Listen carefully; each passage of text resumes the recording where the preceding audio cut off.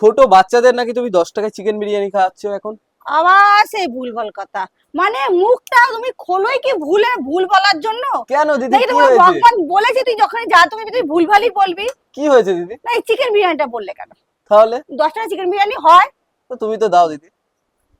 আমি 20 টাকা চিকেন বিরিয়ানি বাড়িতে দিতাম, বাড়ির দোকানে 20 টাকা চিকেন বিরিয়ানি, এখানে 10 টাকার আলু বিরিয়ানি দিই। তো আলু বিরিয়ানি একটু লাগিয়ে দাও দিদি, চলো হয়ে যাক 10 টাকার। তো সেটা বলো যে সমানে 10 টাকা কি দিচ্ছ? কিন্তু চিকেন বিরিয়ানি বলতে কেন? কিন্তু ফ্রিতে দিদি 10 টাকা কে? লাগিয়ে দাও তাড়াতাড়ি।